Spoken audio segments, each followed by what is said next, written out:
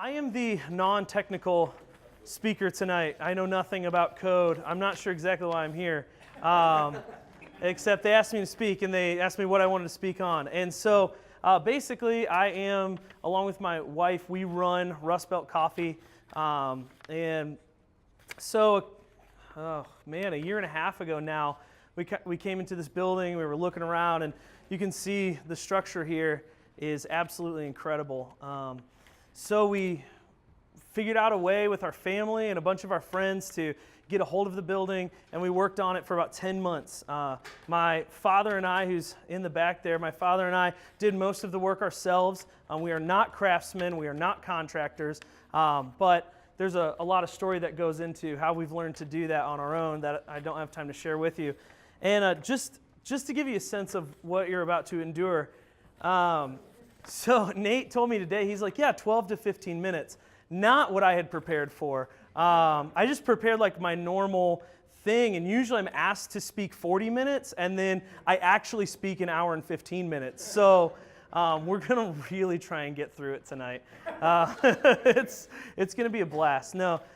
So we spent about 10 months. It took me about a month just to, on the downstairs level, you can see these floors are amazing. On the downstairs level, they were all painted with gray paint. I mean, just probably 1/8 of an inch thick of paint. And so it took me about a month to sand those down. We took out walls. We demoed forever. It felt like forever. I actually broke my arm because I was spraying the ceiling. If you know, downstairs the ceiling is white. So I was spraying the ceiling, and I was on a 6-foot scaffold, and I took one step backwards, and there was no more scaffolding. So if you can see, like, this is it.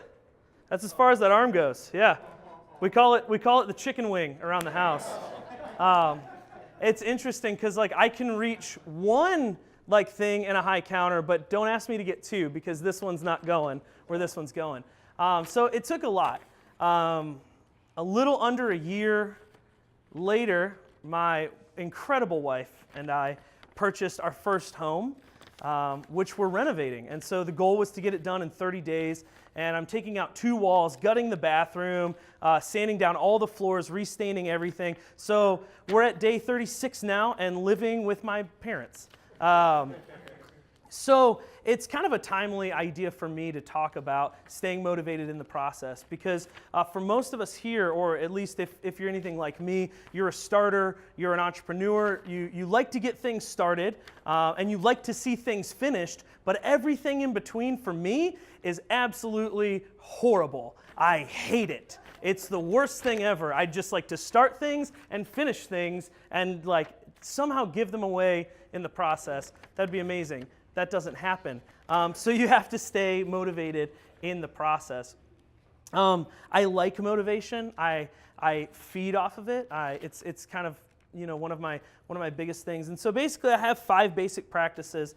This is the first time I've ever given this particular talk, and so if you'll bear with me, when planning out this talk, I just didn't want to stop with points because there's so many things that can go into staying motivated. I mean, we could talk about absolutely anything. We could talk about physical fitness. We could talk about what you're eating. We could talk about 100 things, but I wanted to break it down into 5 basic practices that for me help me get through this process of Rustbelt and are helping me stay in this process, and then also like going through the house thing. And whenever you start something up, you got to stay motivated in the process.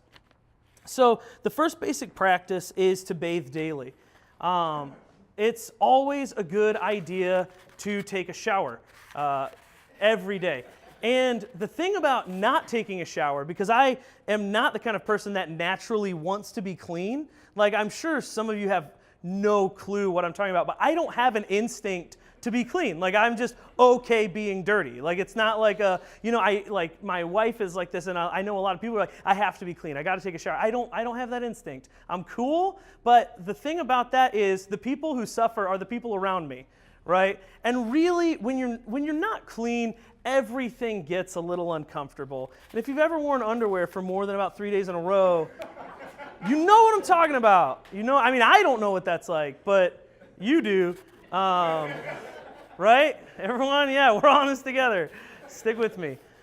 So Oh, you know what? I should have prefaced with this. So my other job besides Rustbelt is I lead songs and worship, and I preach at a Pentecostal church, which don't freak out. It's going to be okay. But essentially the implication is we have a lot of interaction as Pentecostals. Like it's like a team thing. Like I'm talking and you're talking back.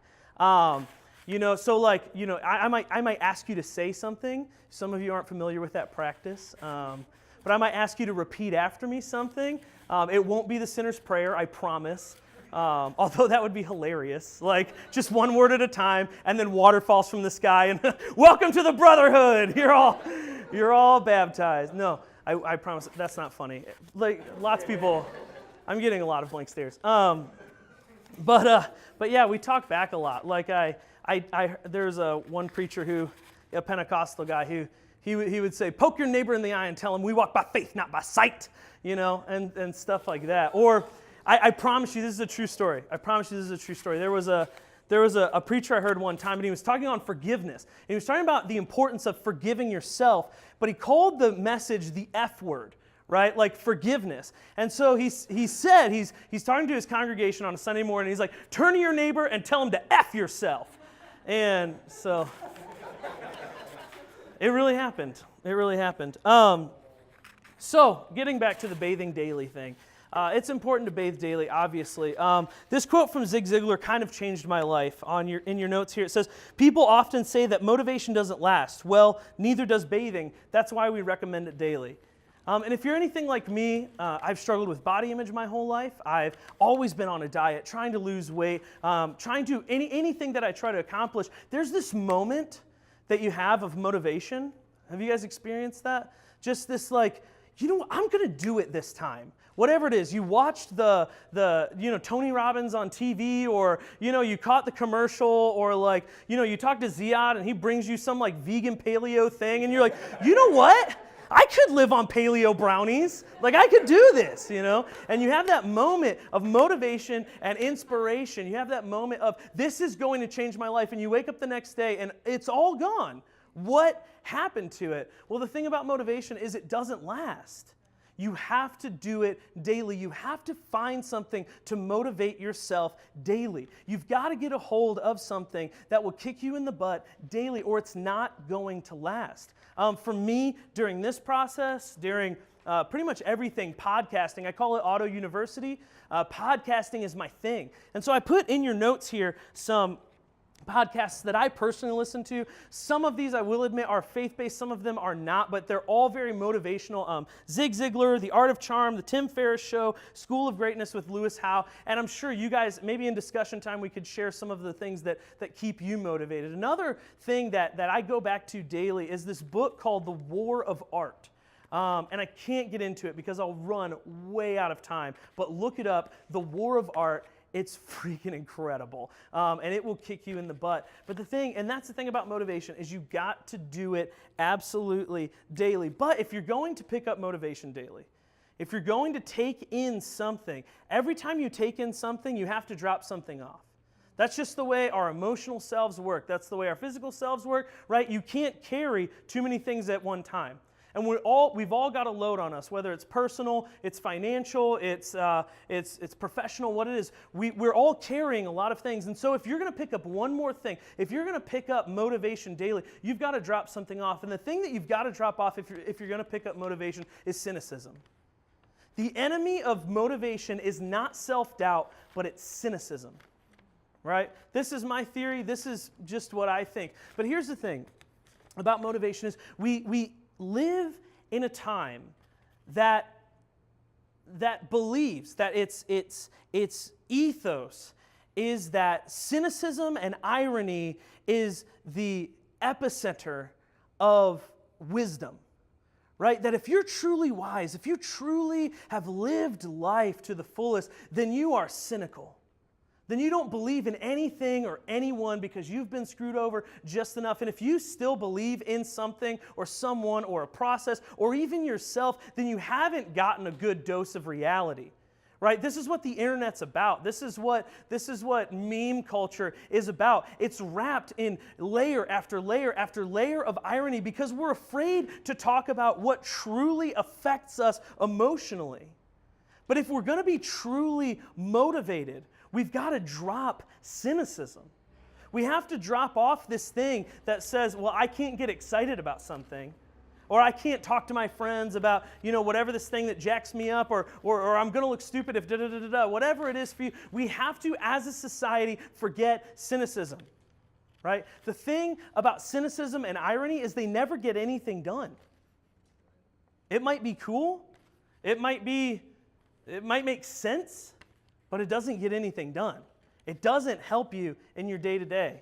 And I know it's kind of a frou-frou message or whatever, but the truth is, to be truly motivated, you have to drop cynicism. You have to drop it, and you have to allow something in. And so the next part that I want to talk about is it's entitled Cardboard Cutouts. This idea essentially comes from the book David and Goliath by Malcolm Gladwell. Has anybody read it? David and Goliath, Malcolm Gladwell. Killer book. Does everybody know who Malcolm Gladwell is? You should all know who Malcolm Gladwell is. As entrepreneurs, as thinkers, as innovators, Malcolm Gladwell is always on the edge of whatever's being done. Outliers, David and Goliath, he's got a ton of books out there that you need to read every one of them. But David and Goliath truly changed my life. And I'm going to get biblical, but not to preach you a sermon, okay? This is just from a book, completely secular book, but it makes sense to me, okay? So he basically goes through the biblical story of David and Goliath. Show of hands, have you heard of the story of David and Goliath, right? It's a pretty popular, religious, non-religious, it's a pretty popular idea, the idea of David and Goliath, okay? So what he talks about is he says if you go to the biblical writing of the story of David and Goliath, you see a few clues that makes you think maybe Goliath is not all he's cracked up to be, right? So one of them is David is walking alone by himself into a valley with a sling. And yet Goliath says, you come to me. He talks about you come to me. He implies there's two of them. And he says, with a stick to beat me like a dog, right? And he also has his armor bearer with him in battle carrying his actual sword, his actual weapon. And so all of this, Malcolm Gladwell draws the idea that this points to he probably has a condition called giantism, right? So he's probably very nearsighted. He probably cannot sustain physical activity for a long period of time, okay? And so what everybody else looks at as an advantage in his life is actually his own disadvantage when he's coming against David.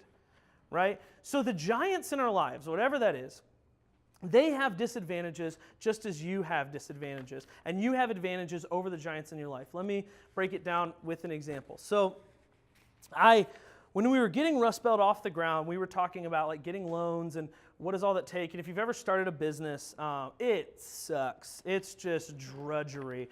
And so we were talking, and one of the things that they wanted me to fill out is a sheet of projections. Everybody that I talked to wanted me to fill out a projection sheet. They wanted me to fill out a 2-month sheet of what I believe that I'm going to make and sell daily, and then how much that is going to cost and how much my profit's going to be, right? How many cups of coffee, how many lattes, how many, whatever. They want me to go through all of that. And as a person who at that time has never owned anything or been in charge of anything, I was a barista at Starbucks, like, I don't know what to tell you. Like, I don't have that information. How am I going to know what I'm going to make? How am I going to know how many I'm going to sell? Like, Rustbelt, I feel like, is a fairly unique idea. So we're going to be hitting a market that I don't think is going to be being hit everywhere. So how can I possibly know that? But the more I talked to other people, the more I found out you just make it up. Like, everyone I talked to told me, like, they don't care if those are your actual numbers. What they care about is for you to get a sense of, I've got to bring money in if I'm going to put money out. So you make up the numbers, right? So that giant that had me frozen, I promise you, the process of conceptualizing Rustbelt to it actually coming into fruition was about 4 years. That one stalled me out for like a year and a half.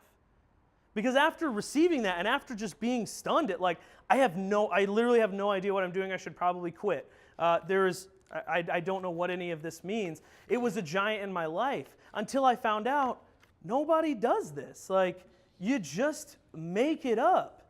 That giant is not as giant as he seems. But the thing about it was I had to hear some other points of view before I got to that place, right? And that's my next point. I won't make you try and pronounce point number 4. I'll tell you how it's pronounced. Get yourself to church. Because here's the thing, and I'm not talking about real church. Settle down, all right? Don't panic. I'm not telling you actually have to go to church. But like I said, I grew up Pentecostal. Pentecostal is a very interesting skew of Christianity, okay?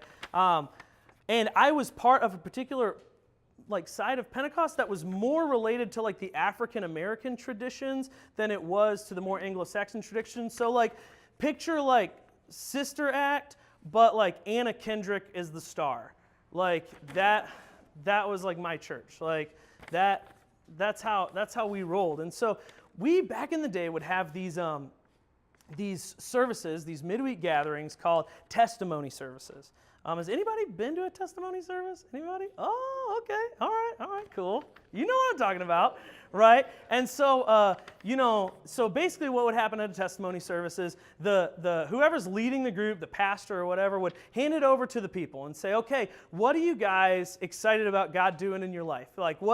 Testify. Somebody give me a testimony. But the thing that going to those testimonies taught me, the thing that I'll never let go of a testimony is the importance of listening to where someone else is at and being encouraged by that, no matter how insignificant it may seem to you. Because to us, our problems seem like the most important problems. Our issues seem like the most important issues. But everyone else is fighting that same battle. Everyone else feels that way. And whether it's starting a business or it's a new design somebody's working on, or it's my high school brother just worked, he just graduated from high school, and today he's just so wrecked because he worked his first 9-hour day. He's just got to go home, To me that seems simple, but to him that's an issue, that's a thing. And so listening to the small victories that other people get, listening to the testimony of another person encourages you.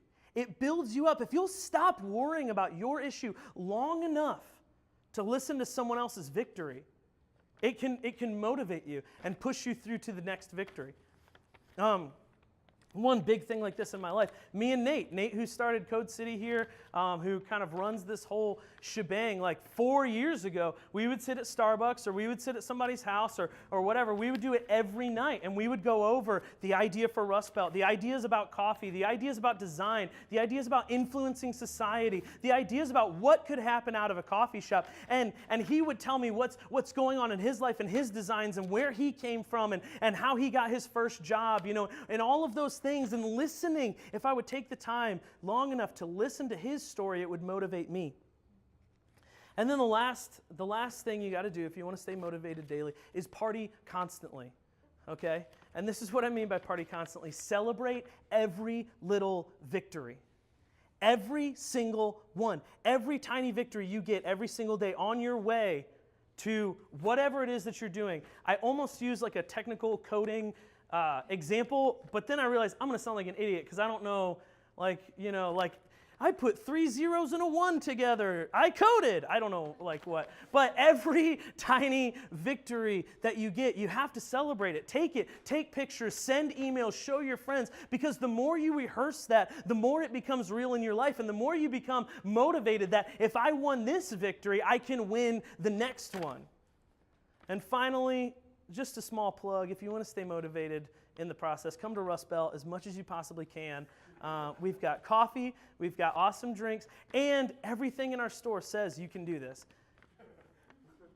Because honestly, that's what I'm here to do. That's what we are here. That's what we're planted in this city. That's what Code City's about.